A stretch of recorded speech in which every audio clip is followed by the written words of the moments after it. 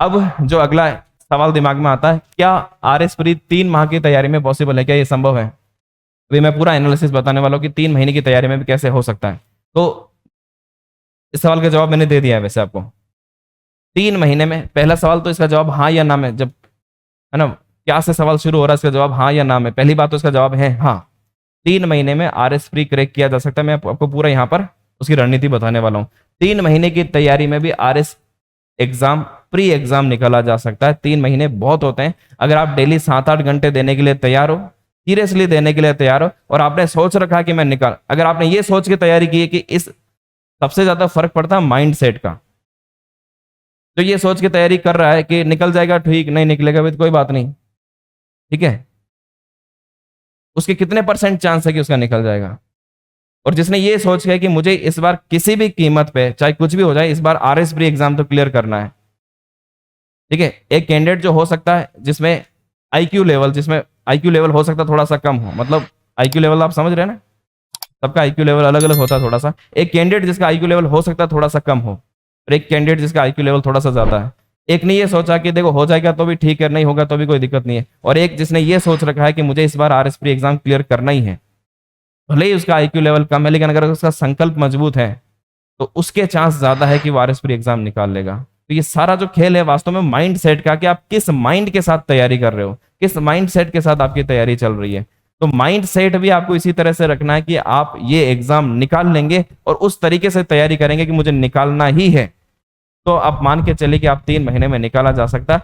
Pre exam बहुत ज्यादा मुश्किल नहीं है। मैं आपको आगे इसकी कंप्लीट यहाँ पर एनालिसिस बताने वाला हूँ। अच्छा, अब जो अगर आप कोचिंग की सोच रहे हैं कि 3 महीने में कोचिंग, आरएस प्री की कोचिंग पूरी हो जाएगी, बहुत थोड़ा मुश्किल होता है। अगर हम भी अभी जो करवा रहे हैं, हमारे लिए बैच बहुत चैलेंजिंग है, क्योंकि आरएस प्री की वैकेंसी है। कई कैंडिडेट्स ऐसे होते हैं जिनको अभी लगता है कि हमें कोचिंग करनी है, पर वो अभी जाके 3 महीने बाकी है, तब वैकेंसी तो अभी आई है। ज्यादातर ये था कि वैकेंसी आएगी उसके बाद हम कोचिंग करेंगे, जिन्होंने कोचिंग का सोच रखा है। अब क्योंकि भर्ती है और अब टाइम कितना मिला है, और ये हर भर्ती में प्री में इतना ही, वो किसी कारण से डेट आगे बढ़ जाती है, वो बात अलग है, नहीं बढ़ी और इसमें संभावना नहीं है। संभावना बहुत कम है कि डेट आगे जा सकती है। जो डेट अभी इन्होंने सितंबर अक्टूबर बताया, तो अक्टूबर से आगे नहीं जा सकती। अक्टूबर में क्योंकि चुनाव है, ये पूरी कोशिश करेंगे कि अक्टूबर में ही एग्जाम करवा दे, तो अक्टूबर में पूरी तरह से संभव है कि एग्जाम हो जाएगा। तो आपको इतना ही टाइम मिलने वाला है, ठीक है। तो अब जब कोचिंग की बात करूं तो देखो, लगभग लगभग सभी कोचिंग्स अपनी अपनी तैयारी कर रहे हैं। हमने भी अपनी तैयारी की कि कैसे इसको 3 महीने में, अभी हमने जैसे टीचर, सभी टीचर से बात हुई कि कैसे हम इसको 3 महीने में करवाया जा सकता है। नॉर्मली बैच में हम 5 से 6 महीने लगता है। एक आरएस प्री अगर आराम से कोर्स करवाया जाए थोड़ा सा, क्योंकि जो स्टूडेंट आता है 5-6 महीना होता है, तो स्टूडेंट भी रिलैक्स होकर पढ़ता है, टीचर भी रिलैक्स होकर पढ़ाते हैं, ठीक है। मतलब 1 घंटे की क्लास है तो 1 घंटे में वास्तव में ये होता है, असल में ये होता है कि 45-50 मिनट की क्लास होती है। 10 मिनट टीचर इधर उधर की बात भी करता है, क्योंकि माहौल बना के चलना पड़ता है ना। एक स्टूडेंट का दिमाग जो है वो आधा घंटा ही कंसंट्रेट कर पाता है, 5-7 मिनट उसको दूसरी बातें करनी पड़ेगी, नहीं तो नहीं चल पाएगा। लेकिन अब लास्ट के 3 महीने ऐसा है जिसमें टीचर को सिर्फ टू द पॉइंट बात करनी पड़ेगी, कि टू द पॉइंट अपना सिलेबस क्या है, कितने इसमें टॉपिक्स है और किस तरह से इसको कवर करवाना है, इस तरीके पे चलेंगे। उसमें भी हमारा प्लान लगभग, मेरा टारगेट वैसे 8 घंटे का है, और मैंने इसको 90 दिन का नहीं लगाया, 75 दिन का ही टारगेट बना के हम चल रहे कि 75 दिन में हमें कोर्स खत्म करना है। क्योंकि आप कितना ही कर लो, 4-5 दिन की छुट्टी तो आएगी ही आएगी बीच में। जैसे हमारे यहाँ नॉर्मली संडे की छुट्टी नहीं रहती है, हम 7 दिन चलाते हैं। स्टूडेंट के लिए थोड़ा मुश्किल होता है, लेकिन क्योंकि एग्जाम के लिए समय कम है, तो 3 महीने तक मैनेज किया जा सकता है कि हमें एक भी छुट्टी नहीं मिले। तो संडे की छुट्टी नहीं मिलती है। कई बार तो ऐसा होता है कि संडे को जैसे अभी बैच होगा, बैच आज जैसे आज बैच है, 1 बजे तक बैच चल रहा है, नीचे बैच चल रहा है, 2 बजे से टेस्ट भी है, क्योंकि हर संडे को टेस्ट हो रहा है। एग्जाम आएगा, आपके पास बार बार मौके नहीं मिलेंगे, है ना, बार बार सेम मौका आपको वापस नहीं मिलने वाला। आप सोचो कि 3 साल बाद मैं इसी तरह से आराम से बैठकर तैयारी करूंगा, नहीं मिलने वाला है, ठीक है। तो जो तैयारी आप 2 बार में करने वाले हो, जो टाइम आप 2 बार तैयारी करने में देने वाले हो, जो किताबें आपको 2-2 बार पढ़नी है, उनको एक ही बार में टाइम क्यों नहीं दे दिया जाए। अगर आप एक ही बार में अपनी सारी ताकत झोंक दो, तो दोबारा पढ़ने की जरूरत नहीं पड़ेगी, दोबारा वही किताब पढ़ने की जरूरत नहीं पड़ेगी, दोबारा उसी बंद कमरे में बैठकर घुटने की जरूरत नहीं पड़ेगी। तो जो अगर सोचा है तैयारी करने का, तो दिमाग में एक ही चीज बैठाओ कि एक ही बार में करना है, मुझे 2-2 बार सारी चीजें डबल वापस रिपीट नहीं करनी है। अगर आप ये सोच के चलेंगे तो 3 महीने में हो सकता है। और हमने भी इसी तरह से पूरा प्लान किया कि बिल्कुल टू द पॉइंट। और आरएस प्री के लिए हमने टारगेट लेके चला भी 100 से 120 मार्क्स भी अगर कोई ले आता है तो वो पूरी तरह से सेफ है। कट ऑफ 80, पिछली बार से आप देखोगे 85-90 से कभी ज़्यादा नहीं गई है। जनरल मेल कैंडिडेट की बात कर रहा हूँ। अगर आप 100-120 का टारगेट आप रख के चलें तो आराम से कभी कोई प्रॉब्लम नहीं आएगी। बहुत अच्छी, जो टॉपर होता है वो 120, 130, 140 नंबर हाईएस्ट ला पाता है 200 में से, इससे ज़्यादा नंबर आते भी नहीं है।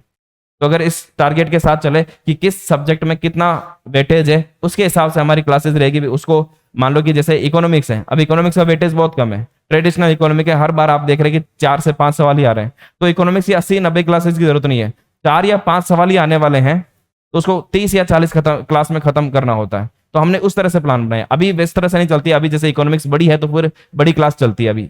अभी जो नॉर्मल बैच में हिस्ट्री वेटेज कम है, लेकिन हिस्ट्री सब्जेक्ट बहुत लंबा है तो क्लासेस ज्यादा रहती है, रखनी पड़ती है। पर अभी देखा जाएगा कि किसका वेटेज कितना है, उसको उसी क्लास में सीमित किया जाएगा। इसलिए हम इस प्लानिंग के साथ हमने इस 3 महीने में इसको पूरा प्लान किया और 3 महीने में हमारी तरफ से ये काम हो जाएगा। ठीक है।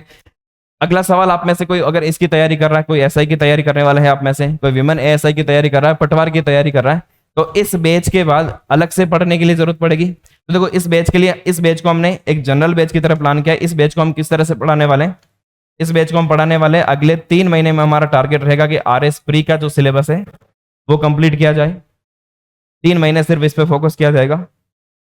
एग्जाम होने के बाद, आरएस प्री एग्जाम होने के बाद एक कंप्लीट जो हिंदी का सिलेबस है, कंप्लीट हिंदी का मतलब जो एसआई, सबसे ज्यादा हिंदी जो पूछी जाती है वो एसआई में पूछी जाती है। ठीक है। तो एक कंप्लीट हिंदी का बैच इसी बैच में ऐड हो जाएगा आरएस प्री एग्जाम के बाद, क्योंकि आरएस प्री से पहले हिंदी पढ़ने का अभी कोई विशेष मतलब नहीं अगर आप आरएस प्री की तैयारी कर रहे हैं तो। और आरएस प्री से पहले दूसरा कोई एग्जाम है भी नहीं जिसमें हिंदी की जरूरत पड़ेगी आपको।